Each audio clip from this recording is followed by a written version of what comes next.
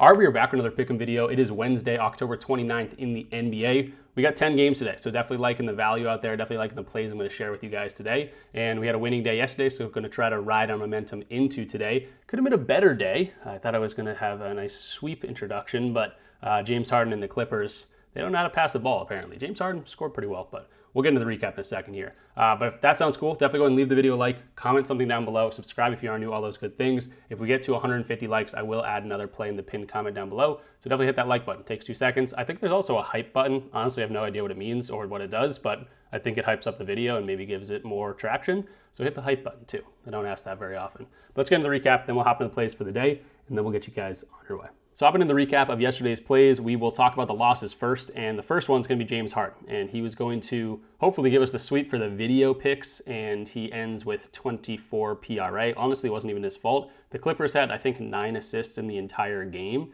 and they were losing by a lot. Then they came back, and they were winning at halftime, and James Harden had 23 PRA at halftime. That felt great. And then they just could not hit a single shot, and James Harden ends with 24 PRA. I don't think he got an assist. I'm not kidding. I don't know if that's ever happened for James Harden. I don't think he had an assist. The Clippers as a whole had 9 assists. So James Harden, not really even his fault. He had 20 points in that game, but comes up short for us. And then the other loss, this was a pinned comment play. Our first losing pinned comment play, unfortunately. Con Knipple under 13.5. He's my guy. We hit a ladder, with his 3-point line the other day, so I maybe shouldn't have gone to his under, but I hated his matchup. He's been shooting really, really well, and he continues to shoot really, really well, even against a tough Miami defense, and Miami blew them out. So I think it was an overall okay read, but Con Knipple, I think he scored like 19 points. But let's go to our good stuff. Quentin Grimes over his rebounds. We did a little bit of a ladder. I almost got to 4.5 rebounds, but we went to his 3.5. We went to his 4.5. Again, almost went to his 5.5, but did not. If you guys laddered up his rebounds, he had 7 rebounds in that game. And we attacked that game well because it was high scoring, and it was actually went to overtime.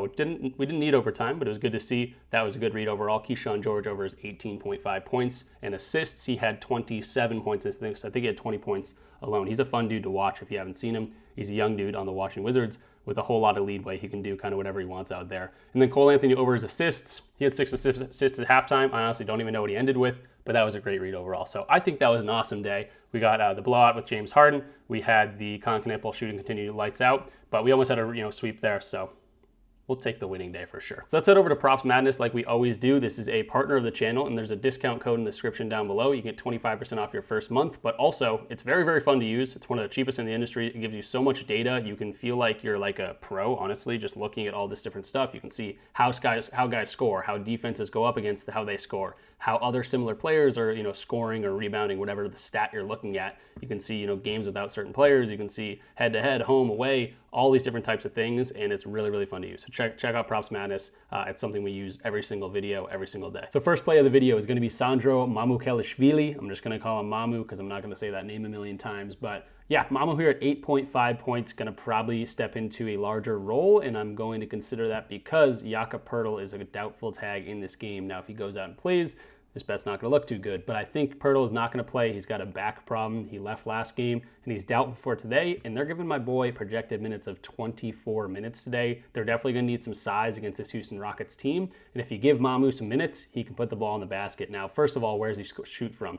He shoots a lot from above the break. 33% of his shots come from above the break. He can knock down a 3, maybe 2 threes every once in a while, and then he shoots inside the paint. 20th in terms of defending the inside paint, 26th in terms of above the break. So pretty good opportunities for him to score the ball. Even though the Rockets pretty good defensively overall, they are 17th actually, not as good as I thought they were. But last year, obviously a good team. They could get better and better. But Mamu, with more opportunity, let's date back to last year. Obviously a different team last year, but he's projected for 24 minutes. If he's going to get 20 plus minutes, if Poeltl doesn't go out and play, he was over this line in 85% of games last year. So again, if he gets some time in the court, he can go out there and put the ball in the basket for sure. And again, these aren't 30-minute games, 35-minute games. He actually maxed out at 25 minutes last year in games too. So I don't expect much more than that, but I also don't expect much less than that. 20-25 minutes is exactly where I'm going to expect him to be today.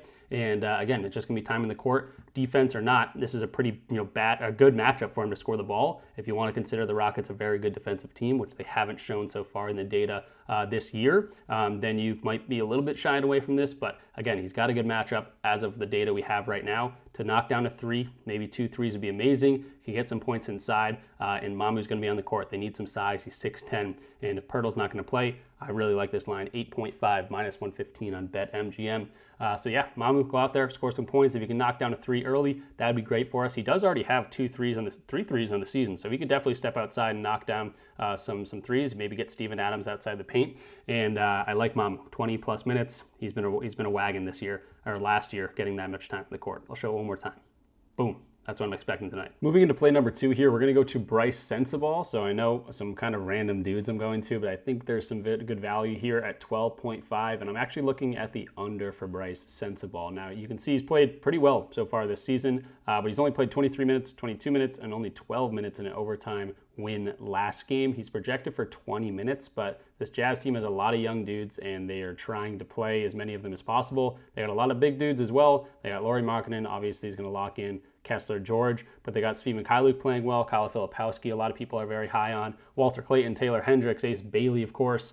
So we got a lot of guys that need minutes, so Brice Sensabaugh going to be hard to get, more than 25 minutes in this game for sure. But he's been playing well. He's been, shooting very well. That's where most of his points are going to come for. 3 of 7 here from 3, 3 of 7 here from 3, and then we saw a dud where, again, he only got 12 minutes, but he shot 0 of 4 from 3. So if it's going to be a difficult 3-point shooting night, it's going to be difficult for him to score some points, and that's what we're seeing against this I almost said Shaden Sharp-led Blazers team. Against this Blazers team. They're ranked number 2 right now in terms of above the break threes. That's where most of his shots are coming from. He does get some from the corners, which are a little bit weaker from, but most of them are coming from above the break, and it's going to be a difficult matchup for him. So I'm going to date back to last year because obviously we have a lot more data from last year. And we can see in 2024 games that he's seeing, he's projected for 20 minutes right now. So I'm going to give him 18. I'm going to give him the benefit of the doubt here.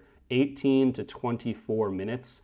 He hasn't seen more than 23 minutes so far this season. We can see a 40% hit rate. And then if you add on the fact that this is a difficult above the break 3-point shooting, the DSZ, I can add that filter on as well. And they were a good 3-point shooting team last year. This isn't something new. Chauncey Billups led, now Tiago Splitter led. Doesn't matter. A lot of guys are having difficulties getting these above the break threes. That's obviously their defensive scheme. Top 5 in defensive scheme right here. He played 4 games against teams that are hard to get 3-point shooting against, and in that many minutes, and he was over in only 1 game of those. So he did shoot 3 of 9 from 3 in this game in 23 minutes. We could see something like that if he creeps over, but I definitely like the under potential here, especially at plus 100 for Brice Sensabaugh. So I don't expect much more than 23, 24 minutes. He might be more towards that 20 range. That's what he's projected for. He's got a very difficult matchup to shoot the ball from 3. That's where most of his points are coming from. He's been shooting very good percentage as well, 54% in this game, 55% in this game, and then again, we get a dud from him in this game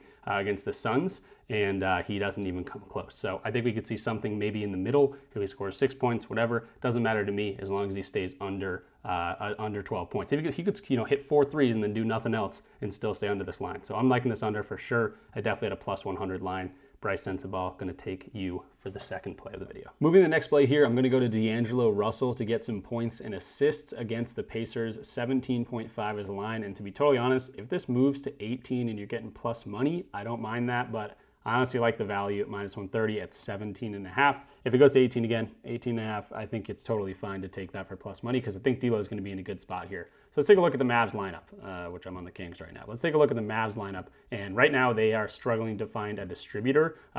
Max Christie can get some minutes off the bench. He's not a distributor. We got Cooper Flagg pretty much as the main distributor. PJ Washington's never passed the ball in his life. Klay Thompson's not going to pass the ball around AD, maybe a little bit in 35 minutes, but D'Lo is going to have to come in here and pass the ball. He's the main distributor. They actually won a game with him getting a decent amount of minutes, and they were at least close in the next game. So I think D'Lo is going to get more than this projected minutes. Projected for 23 minutes right now, but again, they need someone on the court that can pass the ball, and I think he can go ahead and do that. Yeah, they get the Pacers today, who are not the most amazing matchup in terms of getting assists, but they're totally banged up too.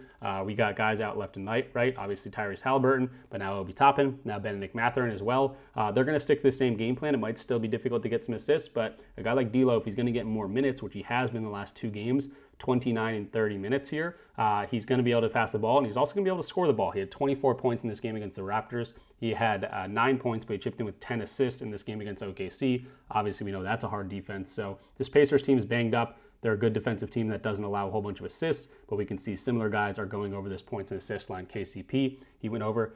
Coward went over it with 31, and then Small. So some dudes on the Grizzlies, these random dudes coming in and having big games against the Pacers. D'Lo's not a random dude, but again, I think he's going to get more time in the court, and we're going to see more of a game like this. I think, honestly, I could see like 20 plus easily. I might even sprinkle something on this double-double just to get fancy with it, but 17.5 for the official video pick. That's where I'm seeing the value right now. If this goes to 18.5, I think that's totally fine. But he's in line for definitely an opportunity here because they need someone on the court that can pass the ball, and he's going to be that main guy for them, I think, today. So maybe on paper, difficult matchup with the injuries all over the place. I think it's more of an easier matchup here. So D'Lo hopefully gets 25 plus minutes. That's all I'm really asking. And he can put the ball in the basket and get some dimes today. Moving to the next play here, I like Evan Mobley over his 18.5 points, minus 120 on DraftKings. 50% hit rate so far this season, but he's going up against my Boston Celtics, so I know lacks size right now. And I've also seen some big men have some big games. We just saw Jalen Duren have a big game against them, whole bunch of rebounds, whole bunch of points. Maybe not the same type of player as Evan Mobley, but a big dude. And we also saw maybe a more comparable guy to a guy like Evan Mobley. Karl-Anthony Towns had his best game of the season against the Celtics. He had 26 points, knocked down 4 threes in that game as well. So a guy like Evan Mobley, someone that can step outside the three-point line and also score inside, I do like this opportunity here against my Boston Celtics. Now, you can see they've been okay inside the paint. I don't really see that as a bad thing for a guy like Evan Mobley who can step outside and knock down some threes. That's where they've been a much weaker spot. He can also get to the free throw line. The Celtics have been hacking guys all over the place. 26th ranked in terms of allowing people to get their free throw line. So that's not very good. And then inside the paint, again, I just don't think a lot of guys have been going up against them that are huge bruisers down low. We just saw Jalen Duren go up against them. That's kind of the biggest guy that's dominated us down low. But the first game against the Sixers is a great example. We had Tyrese Maxey and VJ Edgecombe knocking down a whole bunch of threes, getting to the free throw line a whole bunch. So this is early on. This is, I think, a little bit skewed, this defensive matchup right now, showing that it's very, very good defense down low because we do lack size. So I think Evan Mobley going to be in a good spot here to score some points. Another thing is no Darius Garland. If we look back to last year, games without Darius Garland, he was over in 5 of 8 of those games. One of these games, he only played 18 minutes as well. So if you throw that one out, that's going to be 5 of 7 games. 2 games he missed. Very, very solid defenses, especially Orlando. And he had 17 points. Not like he's getting shut down. So very, very consistent getting over this line, especially without Darius Garland. Now he sees a pretty weak matchup against the Boston Celtics to score some points. You put on the fact that they're kind of, battling for the East spots. Celtics, not so much, but we could see, battles from these guys over the past few years, and they like going at each other. Donovan Mitchell, another guy that loves to score points against the Boston Celtics. So I think Evan Mobley in a pretty good spot here to score some points in an undersized Celtics team. Get to the free throw line, maybe knock down a 3 or 2, and then use your size down low. So Evan Mobley over 18.5 points. Going to be our fourth play. Moving into the fifth and final play here, we got Kevin Huerter, and I'm going to need Kevon Huerter to come out against the team that traded him last year, the Sacramento Kings. Sacramento on a back-to-back as well, so I like that. And you can see all these kind of fringe guards coming in, a lot of these guys off the bench as well, scoring over the line, literally every single one. Dort, Wiggins, Smart, Svi Mikhailuk, a guy that I hate. He sold on my 6-man parlays this year. Grayson Allen Brooks, all these guys, big games as well, crushing their lines. So I like Kevin Huerter over 11.5 points for minus 105 right now.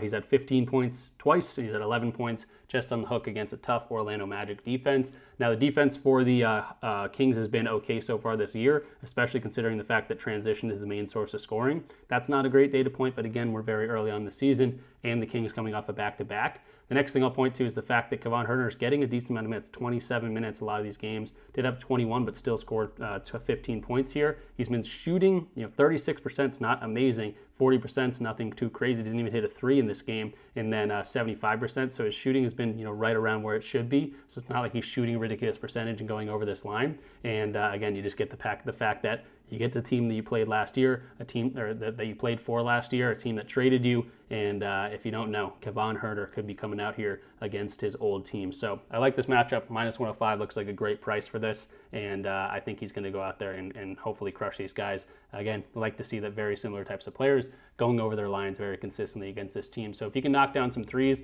he hasn't been shooting a whole bunch of them, maybe get to the rim, which they've been locking down a little bit, but I don't think this Sacramento team is all that good at defending the rim. Again, kind of like the Celtics. You can see the numbers right now, but we're very early on in the season. These might be a little bit skewed based on matchups and injuries that they've gone up against already. And I think we could see a big scoring game from Kevon Huerter. Kevin Huerter. One more data point I will point to here is the fact that he did play these guys after he got traded last year. He played 37 minutes, so maybe a little bit skewed, but he dropped 25 on those guys, so I like to see that little revenge game. And also just dating back to last year, I want to see games that he's seeing like, he hasn't seen a ton of minutes, but he's getting like 25 to 27-ish minutes. So you can say like 25 to 28 minutes. He's over this line 75% of them. So in that sweet spot, he can come off the bench as a spark plug and hopefully knock down some shots. So that's going to do it for this one. Before we get into the recap, I do want to remind everyone that you can get on Underdog and pretty much get $95 to mess around with for essentially free, for $5. You play 5, get $100 in the bonus funds. Use code RichPicks when signing up, or there's a link in the description down below. It's one of my favorites because they have boosts like every single day. And you can even see we cashed out yesterday on Underdog slip.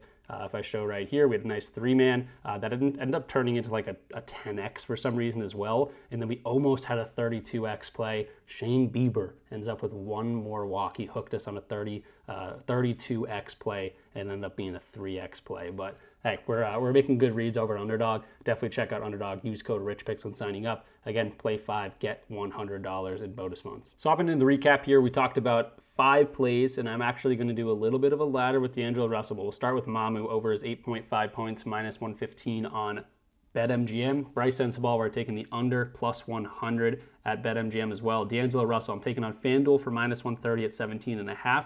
And then I found an alternate line over on DraftKings at 19.5, so 20 plus at plus 114. So I'm going to throw a half unit on that, 0.75 units on the normal 17.5 line. Then we got Evan Mobley against the Celtics, 18.5 points. We're taking the over at minus 120 on DraftKings. And then Kevin Huerter, Kevon Huerter, 11.5, minus 105 on BetMGM. So that's going to do it for me in this one. If you guys enjoyed the video, definitely go and hit that like button. Remember, if we get to 150 likes, I'll add a pinned comment play. We've been doing pretty well at those. If you get to 300 likes, I'll add a second pinned comment play. Plenty of games today, hopefully a lot of value out there as well. Next thing, comment something down below. It does tell YouTube to push this video out whenever you guys do that. I also love reading the comments. Maybe give me some thoughts on what you guys think. Some guys in good spots for some points, some rebounds, whatever it might be. Any lines that your guys are liking, let me know in the comments down below because I'll read them and I'll reply to them as well. And other people are going to want to read them too. So definitely blow up the comment section a little bit. And lastly, of course, subscribe if you are new. And check out all the links in the description down below. Definitely check out Underdog. They're using code RichPicks. You can play $5, get $100 in bonus funds. So essentially 95 free dollars to mess around and bet with. That's a no-brainer. Check out Props Madness. That was a tool I was using. You can get 25% off your first month. Very, very fun tool to use, but very, very powerful as well. And then I'm going to extend this till October 30th because I've been doing a whatever. I haven't been plugging it as much as I should be. Free month in my Discord. If you want to check us out for a free month, that's going to go away October 30th now. So that's done. That's the hard deadline, October 30th.